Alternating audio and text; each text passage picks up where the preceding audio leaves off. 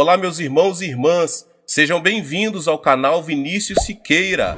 E se você ainda não é inscrito aqui no canal, se inscreva aqui no canal e não esqueça de ativar o sininho das notificações. Todos os dias são postados vídeos abençoados aqui no canal, para te abençoar. Vamos a mais uma palavra do Senhor. David Wilkerson. Coisas boas que deixam as pessoas fora do céu. Acredite ou não, muitas pessoas de bem que estão envolvidas em realizar coisas maravilhosas não irão para o céu. Pior que isso, muitos que se consideram cristãos e estão convencidos que irão para o céu ficarão de fora. Mesmo não estando eles envolvidos em pecados grosseiros e em qualquer tipo de coisa errada. Os cristãos a respeito dos quais eu falo não usam drogas e nem álcool. Não jogam, não se entregam à pornografia ou à perversão sexual. Não estão entre aqueles que são corruptos ou vis.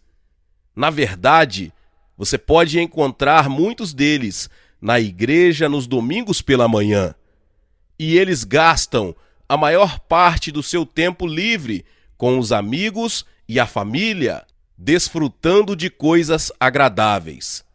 São pessoas de família e com valores familiares. Tendo dito isto, desejo fazer uma declaração ainda mais ousada, que poderá ofender alguns. Contudo, eu o faço com um interesse amoroso por aqueles da Igreja de Jesus Cristo que não enxergam que estão caminhando em direção ao desastre. Alguns correm o perigo de perder suas próprias almas, apesar de se assentarem na igreja absolutamente convencidos que estão a caminho do céu. O conjunto desta ideia pode lhe parecer um paradoxo, mas desejo provar isto a você com as Escrituras. Se você deseja levar a sério uma mensagem que lhe venha proveniente do Espírito Santo, que seja esta. O meu ponto é o seguinte: alguns crentes ficarão de fora dos céus, não devido às coisas más que fizeram, mas porque ficaram tão preocupados em realizar coisas boas e legítimas, que negligenciaram aquelas que realmente contam, as coisas eternas. O zelo pelas coisas boas do mundo pôs de lado as coisas de Deus.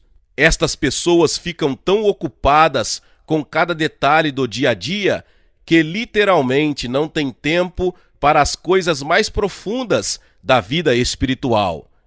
Elas estão dando o seu suor para construir os seus negócios, fazer progredir as suas carreiras, sustentar suas famílias, mas o alvo de seu interesse ficou completamente desarranjado. A Bíblia diz: mas buscai primeiro o seu reino e a sua justiça, e todas estas coisas vos serão acrescentadas. Mateus 6,33. Estas são palavras do próprio Cristo, e não são uma sugestão, mas um mandamento. Jesus quer dizer o que ele diz: se vocês buscarem primeiro ao Senhor, Ele vai tomar conta de todas as coisas pelas quais vocês têm trabalhado duro: carreira, negócios, lar, família. Mas vocês precisam fazer dele a sua prioridade número 1. O apóstolo Paulo acrescenta: pensai nas coisas que são de cima e não nas coisas que são da terra, pois morrestes e a vossa vida está oculta com Cristo em Deus. Colossenses 3, 2 e 3. Mais uma vez, isto não é uma sugestão, mas um mandamento. Em grego, o significado é: concentre a sua atenção ou interesses nas coisas de cima. Em outras palavras, leve a sua concentração, semelhante ao aço, ao concreto, a ser direcionada as coisas de Deus. Torne-a inabalável, imbatível. Entenda, por favor, Deus nunca pediu que todos nós vendêssemos as nossas casas, terras e propriedades. Nunca disse que precisamos deixar os nossos empregos e nos tornarmos monges, passando a nos dedicar inteiramente à meditação e ao estudo bíblico. Sim, Jesus disse isto, mas para um homem apenas, porque as possessões deste homem havia se tornado seus ídolos. Deus não diz isto para todos. Algumas pessoas me dizem: Deus me mandou deixar esposa e filhos para entrar no ministério.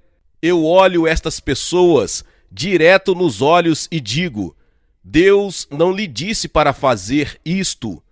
Foi a sua própria mente, ou então o diabo. O Senhor não se dedica a destruir casamentos. Deus jamais pedirá que faça algo deste tipo. Mas ele insiste em ser o centro da sua vida, em torno do qual tudo mais gira. Ele exige que os seus interesses, a sua igreja, as suas coisas tenham prioridade. É necessário que ele seja o centro. A maior indignidade que qualquer cristão pode cometer contra o Senhor é deixá-lo em uma posição secundária. Isto é um tapa na face de Deus. Você pode achar que não é culpado de tamanha afronta contra ele, mas como você prioriza o seu tempo? Por exemplo, quantas vezes você faltou à igreja em benefício de seus negócios? Nestas ocasiões, não foram os seus clientes que ficaram aguardando, foi Deus. Eles foram postos em primeiro lugar, acima de seus interesses.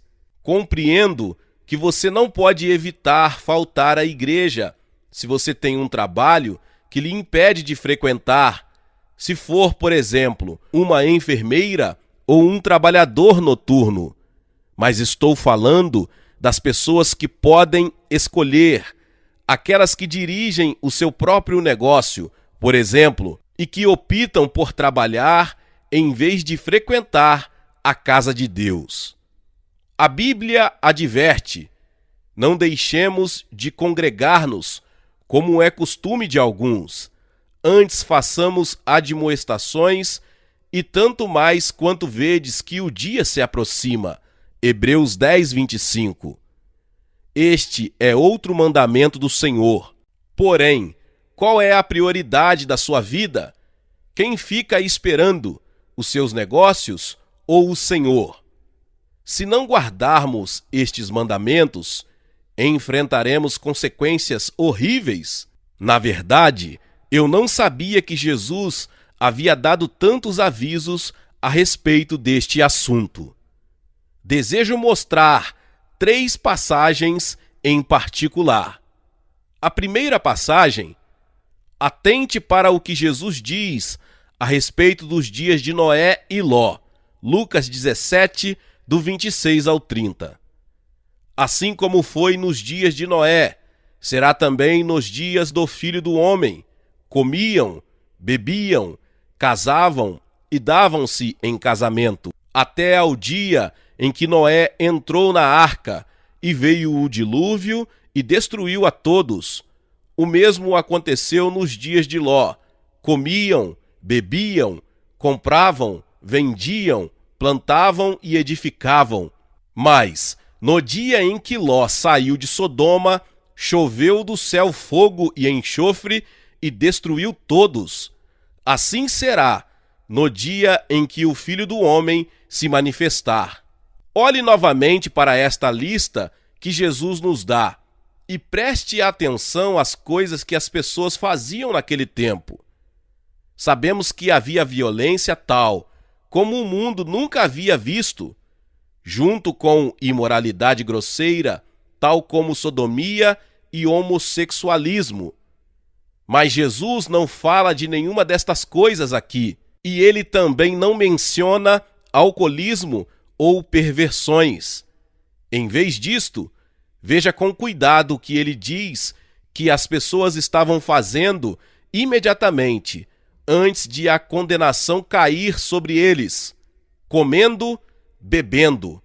Porém, ele não menciona embriaguez, casando-se, noivando, comprando, vendendo, plantando, construindo. Não há nenhum pecado nesta lista. Todas estas coisas são boas, legítimas. Em verdade, tudo que Jesus relaciona aqui é recomendado na palavra de Deus para aqueles que desejam ser fiéis no cultivo da família e aos servos do Senhor. O casamento, por exemplo, Paulo diz: mas se te casares, com isso não pecas. 1 Coríntios 7, 28. Em outro lugar, as Escrituras dizem: digno de honra entre todos seja o matrimônio. Hebreus 13, 4. Além disto, Provérbios 31 nos diz que a esposa virtuosa examina uma propriedade e adquire-a, planta uma vinha com as vendas do seu trabalho. Provérbios 31, 16.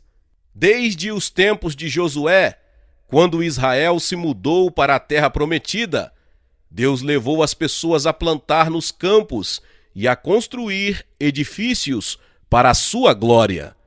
Não há absolutamente nada de errado nestas atividades.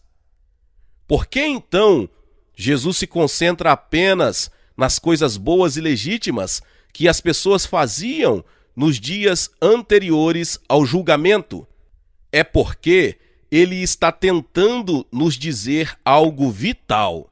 Ele está nos alertando quanto à nossa total desatenção à sua palavra, ao nos tornarmos completamente absorvidos por nossos próprios interesses. A pregação de Noé se perdeu no meio de um grande atropelo de negócios. Inculpa-se o estilo americano de vida. Posso escrever livros e pregar mensagens a respeito de julgamentos vindouros, porém, com exceção de um pequeno remanescente de crentes, poucos ouvem e guardam minhas palavras. As massas de cristãos não se interessam. Por quê? É porque estão envolvidos em seus próprios planos para casamento, filhos, lar, trabalho, carreira. Não tem tempo para ouvir mensagens a respeito da vinda do Senhor. Assim será no dia em que o Filho do Homem se manifestar. Lucas 17:30. Jesus está prevenindo: sucederá o mesmo com a última geração. Estarão tão ocupados, tão envolvidos com seus próprios interesses, que deixarão de lado todos os meus interesses. Tem sido assim por séculos. Muitos estão convencidos que estão destinados para o céu. Porém, semana após semana, negligenciam a casa de Deus, a palavra de Deus, a oração, a adoração.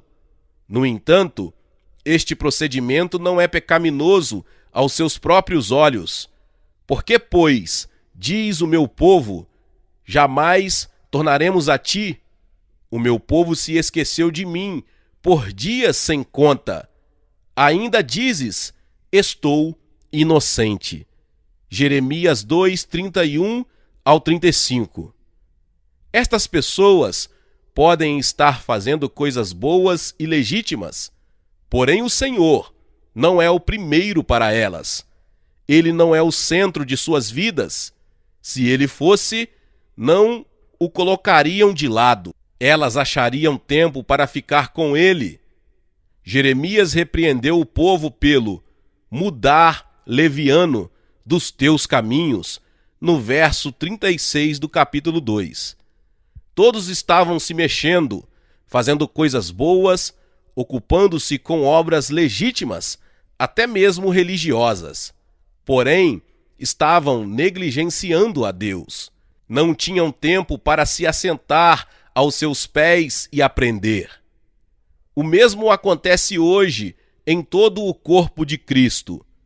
Pode-se ficar tão ocupado com Deus que não há tempo para buscá-lo. Muitos não conseguem se assentar e guardar a sua palavra, porque estão constantemente mudando levianamente os seus caminhos. Assim será quando Jesus falou de sua volta. Por que ele não falou sobre o índice de criminalidade? Por que não se referiu à imoralidade de hoje?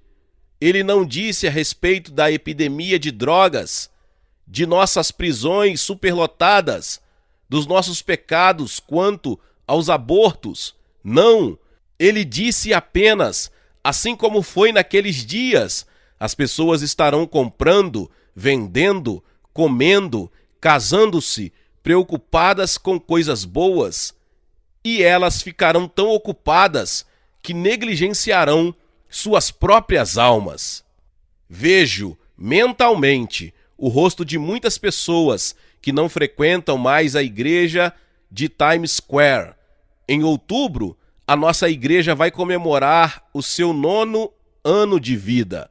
Durante os nossos primeiros 3 anos, havia um enorme entusiasmo. Muitos jovens profissionais e pessoas ligadas aos negócios vinham aos nossos cultos, adoráveis homens e mulheres de carreira em chamas para o Senhor. Eles testificaram que havia estado espiritualmente famintos e que a igreja de Times Square os havia resgatado da morte espiritual. Estas pessoas estavam sempre lá quando as portas da igreja se abriam, levavam para casa mensagens gravadas dos nossos cultos, ouvindo-as várias vezes até que os sermões fossem absorvidos. Também eram ganhadores de almas. Todas as vezes que me viam na rua, eles paravam e me abraçavam, elogiando-me para os desconhecidos.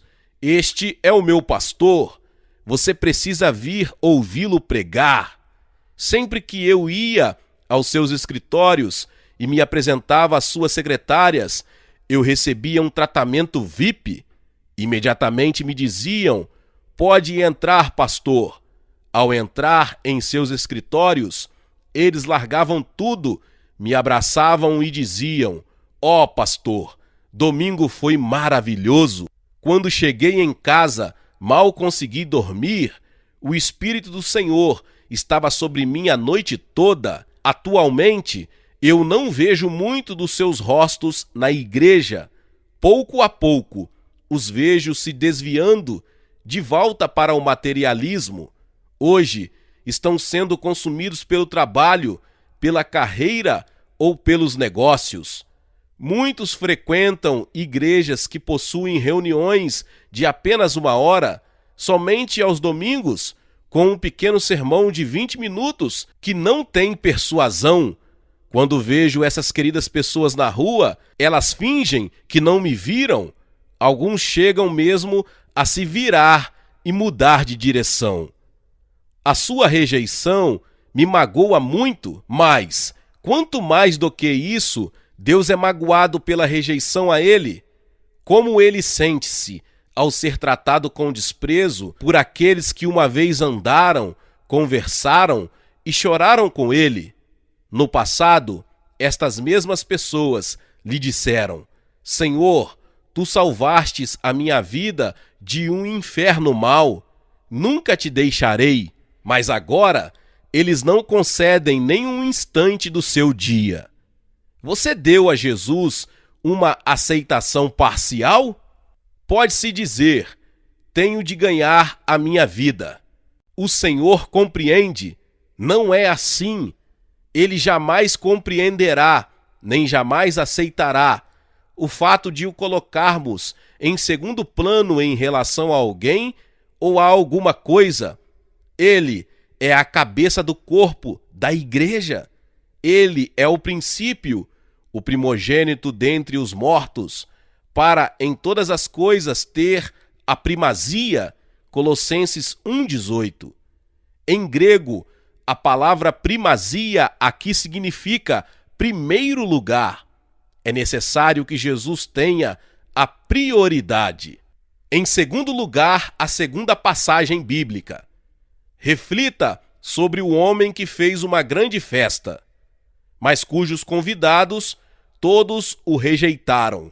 Lucas 14, do 16 ao 24. Esta parábola é importante, porque Jesus é o homem que está dando a grande festa. A festa a respeito da qual se fala aqui é o Evangelho, e a mesa preparada é a cruz.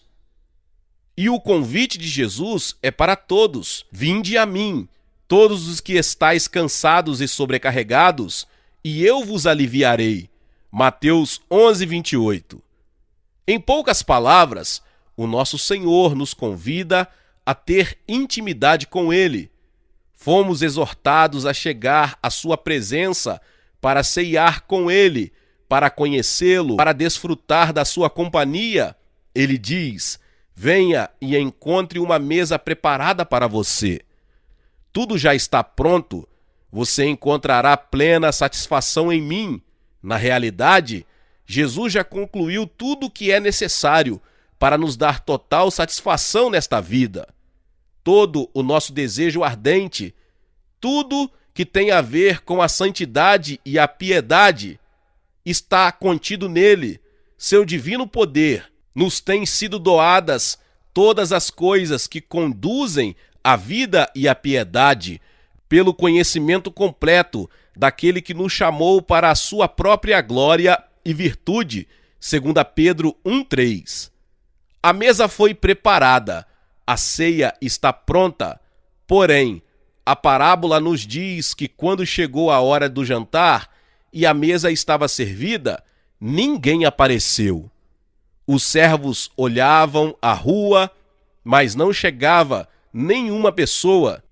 O Senhor tinha a esperança de que os seus convidados iriam parar tudo para chegarem cedo com expectativa, antecipando a comunhão com grande alegria. Mas ninguém veio.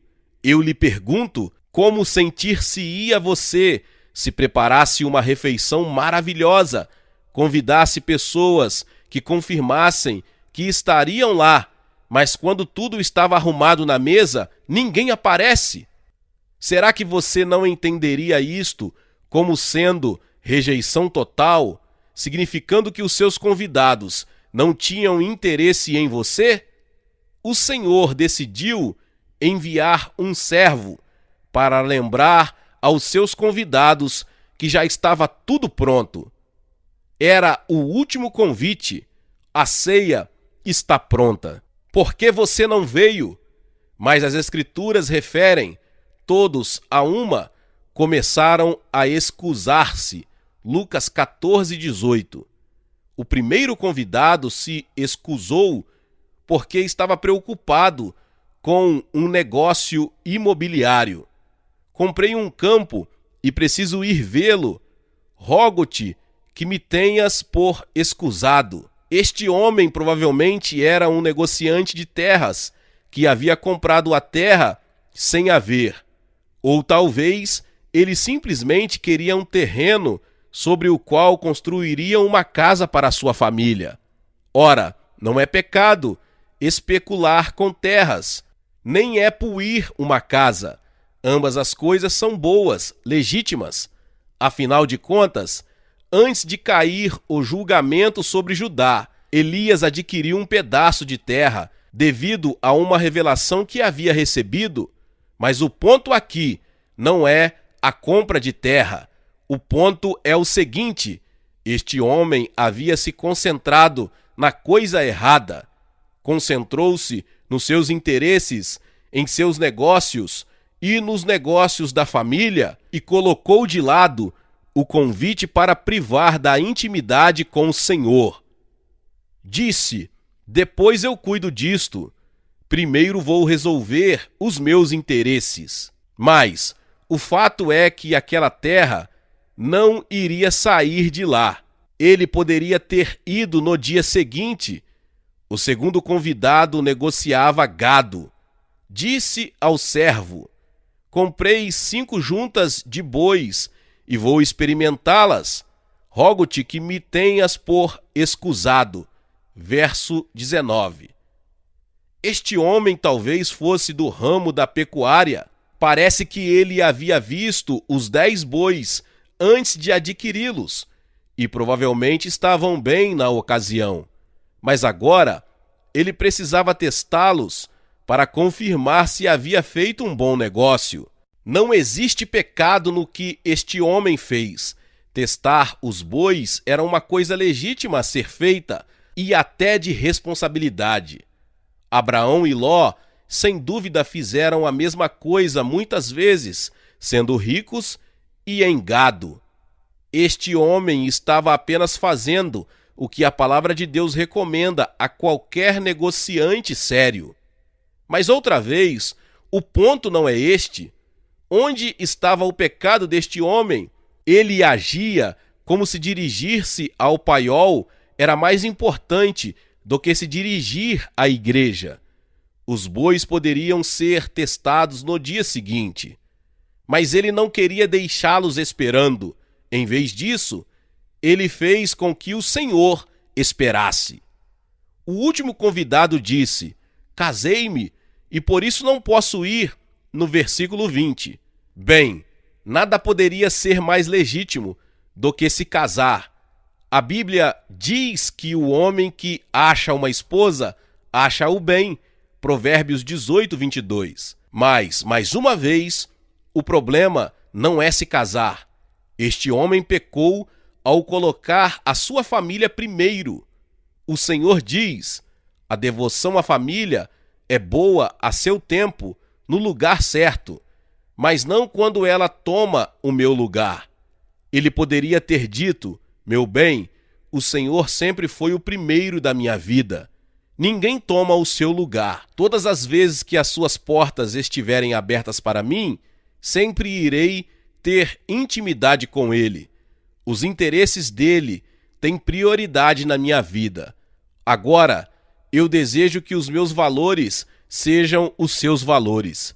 Então, tornemos os seus interesses uma prioridade nossa. Glória a Deus, que palavra poderosa por David Wilkerson. Glórias ao nome do Senhor. Talvez você chegou aqui pela primeira vez e ainda não é inscrito aqui no canal. Se inscreva aqui no canal e ative o sininho das notificações. Todos os dias são postados vídeos abençoados aqui no canal. Deixe também o seu like e não se esqueça de compartilhar esta palavra com mais pessoas. Meus irmãos e irmãs, nos vemos nos próximos vídeos. Amém.